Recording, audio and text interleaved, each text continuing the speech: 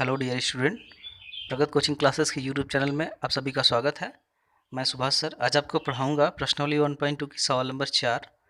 आइए देखते हैं। सवाल नंबर 4 है HCF बराबर 9 दिया है और LCM ज्ञात करना है। ठीक है, और साथ में देखिए HCF के बाद लिखा है ब्रैकेट में 306 और 657, अर्थात हमें दो संख्याएं भी दी गई हैं। ठीक है, पहली संख्या है 306 और दूसरी संख्या है 657। ठीक, और इसी के आधार पे हमें LCM ज्ञात। देखिए सवाल नंबर 4 में हमें HCF दिया है दो संख्याओं का, संख्याएं हैं 306 और 657। इसका HCF जो है 9 दिया गया है और हमसे पूछा है इन्हीं दोनों संख्याओं का LCM ज्ञात करिए। ठीक, तो चलिए देखिए हमें संख्याएं दिया हैं और HCF दिया है। तो सबसे पहले हमें लिखना है N1 है 306, N2 दिया है 657 और HCF दिया है 9। ठीक, तो हमें फार्मूला पता है N1 N2 equal to HCF into LCM। ठीक, तो हमें क्या ज्ञात करना है? LCM ज्ञात करना है। ठीक, तो LCM यहीं रहने देते हैं, HCF उठा के यहाँ ले जाएंगे तो हमें प्राप्त होगा N1 N2, HCF उधर जाएगा तो अपान में हो जाएगा HCF बराबर क्या प्राप्त हुआ? हमें LCM का वैल्यू प्राप्त होगा LCM बराबर हमें ज्ञात करना है, तो हमें LCM ज्ञात करना है। N1 क्या है? 306, N2 क्या है? 657, HCF क्या है? 9। ठीक, हम इसको सरल करते हैं तो जो हमारा LCM है, LCM हमें प्राप्त होगा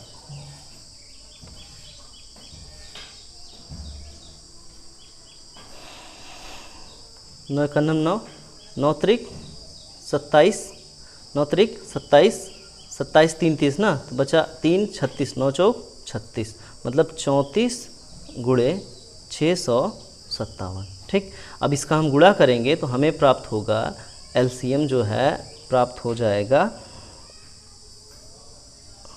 22,338। ठीक, हमारा सवाल नंबर 4 का आंसर। सवाल में बोला है कि जांच कीजिए कि क्या किसी प्राकृतिक संख्या n के लिए संख्या 6n अंक 0 पर समाप्त हो सकती है। अंक 0 पर समाप्त हो सकती है। तो चलिए सबसे पहले हम 6n का अभाज्य गुणनखंड ज्ञात करें। 6n का अभाज्य गुणनखंड ज्ञात करते हैं, जो कि होगा 2/3 6n। ठीक, ऐसे ज्ञात कर लिए। अब देखिए, अब किसी भी संख्या का जो अभाज्य गुणनखंड है 2/3 6 हम ज्ञात कर लिए। किसी भी संख्या का ज्ञात कर सकते हैं, आपको बताए हैं। तो हम 6 का क्या प्राप्त करेंगे? 2 गुणे 3, 2/3 6। अब देखिए आगे हम लिख रहे हैं, इसको ध्यान से समझिएगा। जबकि कोई प्राकृतिक या कोई प्राकृतिक संख्या जो शून्य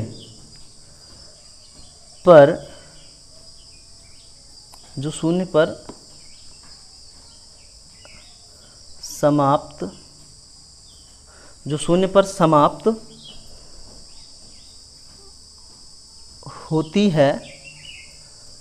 समाप्त होती है,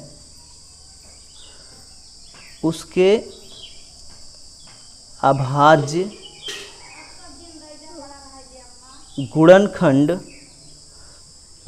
गुणनखंड क्या होते हैं जानते हैं? 2 गुणे 5n होते हैं। 2 गुणे 5n, यहाँ पे हम लिखे हैं 2 गुणे 5n।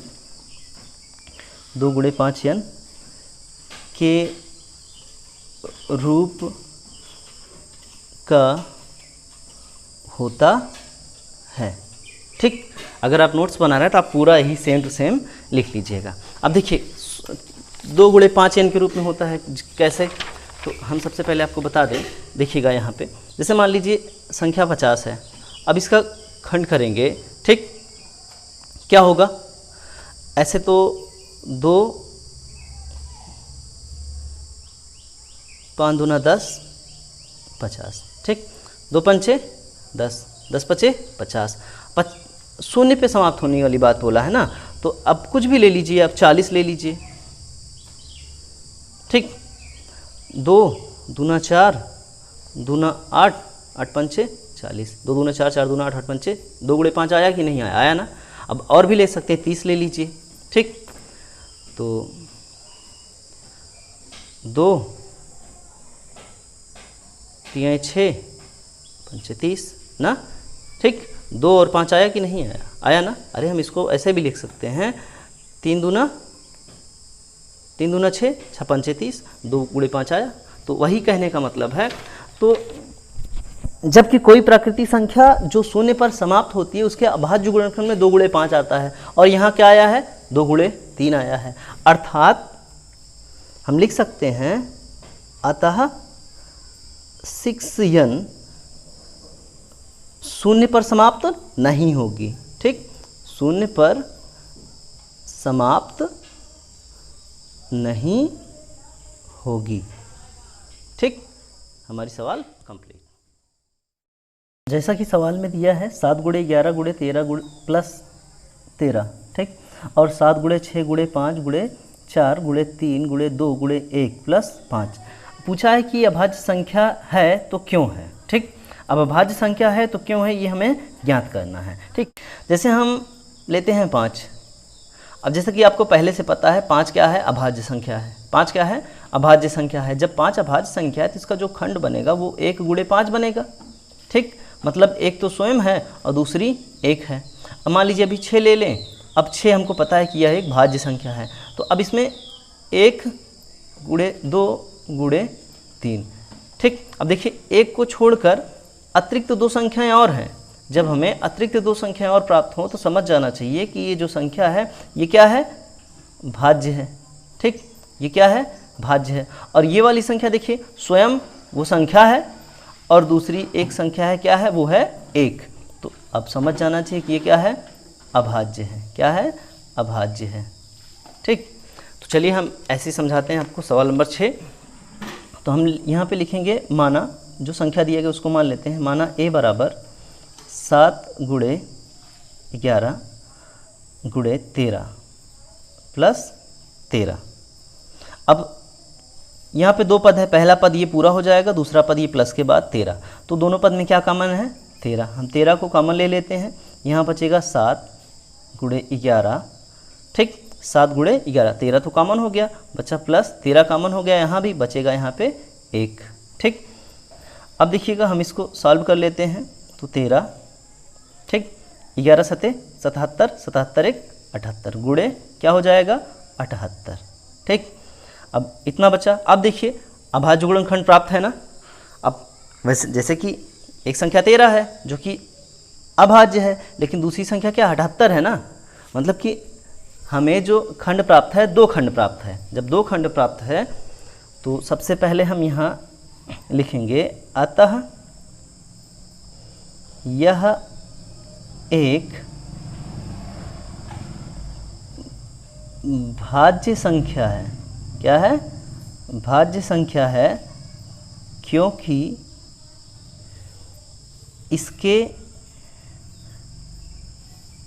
इसके अभाज्य गुणनखंड में, अभाज्य गुणनखंड में 1 को छोड़कर अन्य 2 गुणनखंड हैं। अन्य 2 गुणनखंड हैं। ठीक, अब आगे इसी प्रकार इसमें एक सवाल और है। इसी प्रकार हम उसको भी सॉल्व करते हैं, उसको हम मानेंगे b। ठीक, इसी प्रकार माना b बराबर क्या है? वो संख्याएं क्या हैं? खंड क्या दिया गया है? 7 गुणे 6 गुणे 5 गुणे 4 गुणे 3 गुणे 2 गुणे 1 प्लस 5, 1 2 3 4 5 6 7, हाँ सही है, सही उतारे हैं। दोनों में क्या है कॉमन, 5 है, तो 5 कॉमन ले लिए। ठीक, क्या बचेगा, 7 गुणे 6 फिर गुणे 4, 5 तो कॉमन हो गया है, गुणे 3 गुणे 2 गुणे 1 प्लस 1। ठीक, अब हम इसको सॉल्व कर लेते हैं। तो देखिए सॉल्व करते हैं तो 5, अब इसका हम गुणा करते हैं, पूरा गुणा करेंगे बनेगा 1008 प्लस 1। ठीक, प्लस 1 बराबर 5, फिर सॉल्व करते हैं तो हो जाएगा गुणे 1009। ठीक, अब देखिएगा, अतः यह भी जो है भाज्य संख्या है, क्योंकि इसमें भी अभाज्य गुणनखंड में एक को छोड़कर अन्य 2 गुणनखंड हैं, एक ये। ठीक, तो जब 2 संख्याएं प्राप्त हैं गुणनखंड में तब तो वो भाज्य होगी। तो लिखेंगे अतः यह भी एक भाज्य संख्या है, क्योंकि इसके भी अभाज्य गुणनखंड में एक को छोड़कर अन्य 2